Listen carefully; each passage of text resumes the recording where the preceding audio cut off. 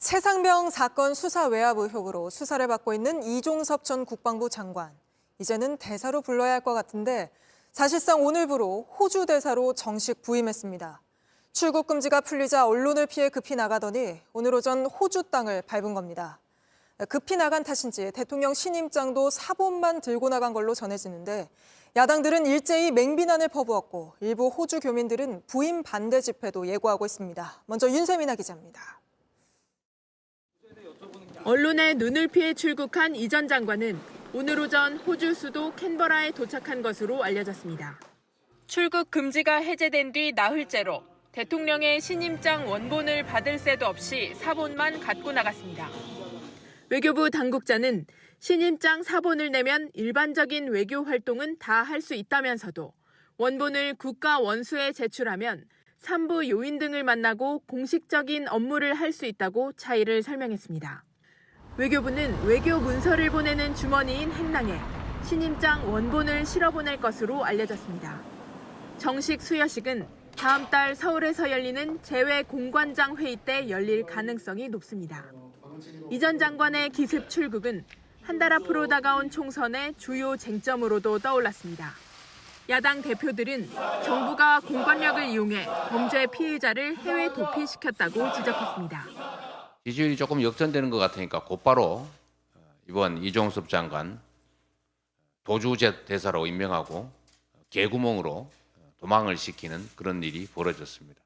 피의자 이종섭이 결국 도피에 성공했습니다. 가히 런종섭이라고 불릴만 합니다. 민주당은 외교부 장관과 법무부 장관에 대한 탄핵을 추진하겠다고 했습니다.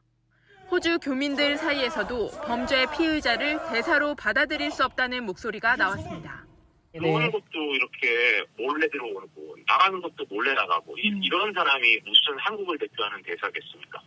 교민들은 이번 주 한국 대사관 앞에서 이 전 장관의 대사 부임을 규탄하는 집회를 열 예정입니다.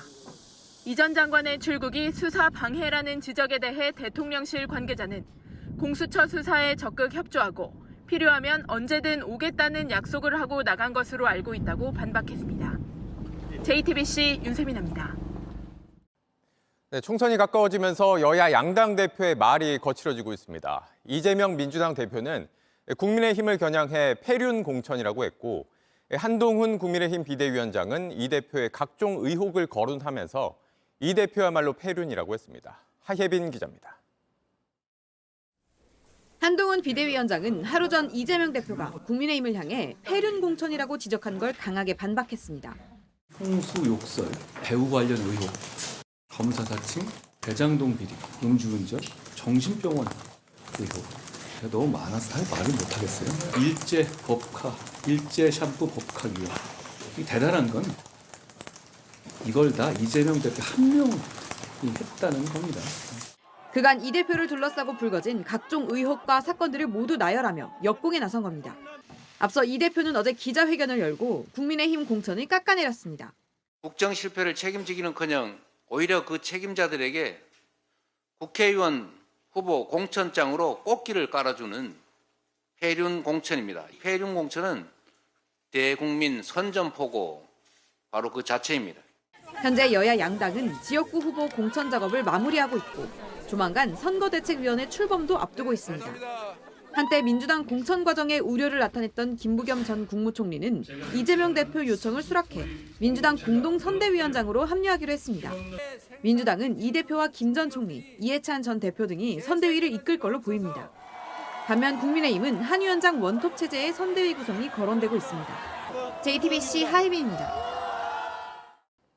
재작년 수능 영어 23번 지문이 유명 학원의 사설 모의고사에 나온 것과 똑같아 논란이 됐었죠. 어떻게 이럴 수 있던 건지 감사원 감사로 드러났는데 자세한 소식 최승기 기자입니다. 2023학년도 수능 영어 23번 문항은 수능이 끝나자 이의 신청이 잇따랐습니다. 수능 전 치러진 유명 학원의 사설 모의고사에 나온 문제와 지문이 똑같았기 때문입니다.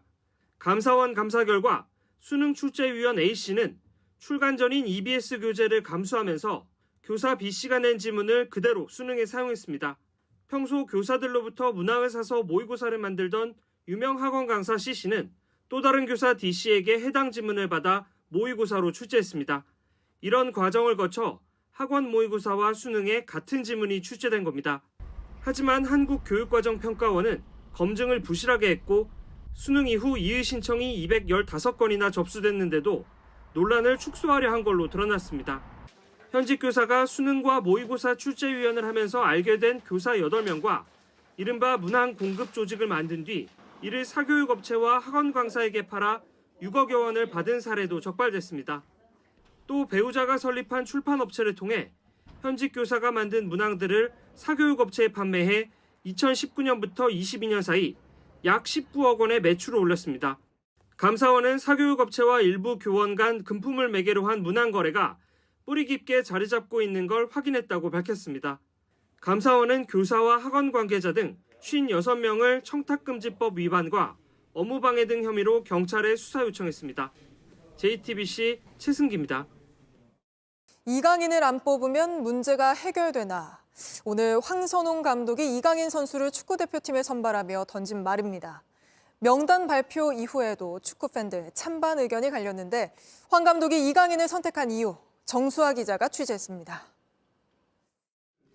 황선홍 감독은 정면 돌파를 선택했습니다. 두 선수와 직접 소통을 했고요. 이강인 선수는 진정성 있게 사과를 하기를 하고 싶어 하고 무엇보다 이번 이강인의 대표팀 선발은 손흥민의 의견을 반영했습니다.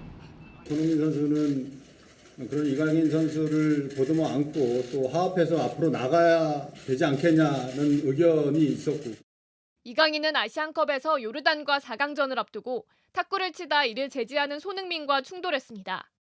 이 사실이 공개돼 문제가 되자 손흥민을 찾아가 사과했고 화해했습니다.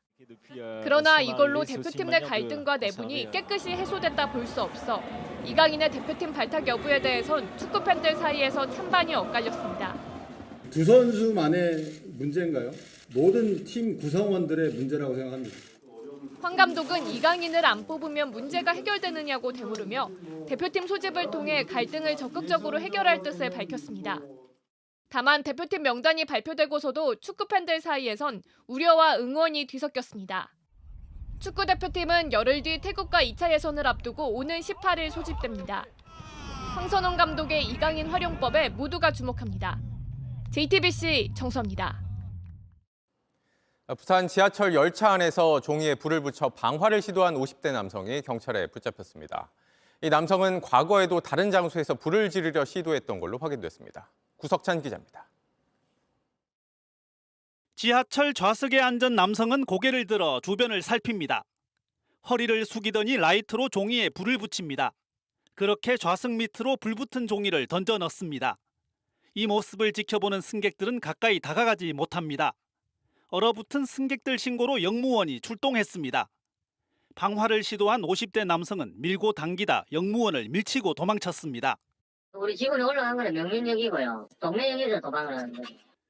지난 9일 낮 12시쯤 부산 도시철도 1호선에서 벌어진 일입니다. 당시 전동차에 탄 시민들은 부산대역부터 이곳 동래역까지 6분 넘게 불 안에 떨어야 했습니다.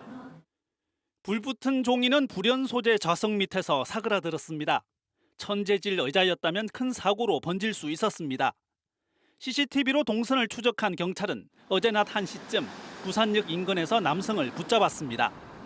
남성의 가방 안에선 명함 2개 크기로 자른 복사지 18장이 나왔습니다. 범행 동기는 도무지 말하지 않고 있습니다. 동기라든 이런 거는 이제 대화할 수준은 안 되고요. 행사 수술하는 거죠. 이 남성은 2년 전에도 한 편의점 앞에서 방화를 시도했던 걸로 확인됐습니다. 경찰은 철도 안전법 위반 등 혐의로 구속영장을 신청했습니다. JTBC 구석찬입니다. 안녕하세요. 뉴스룸 앵커 한민용입니다. 오늘도 JTBC 뉴스룸을 시청해주신 여러분 고맙습니다. 오늘 저녁에도 뉴스의 현장에서 찾아뵙겠습니다.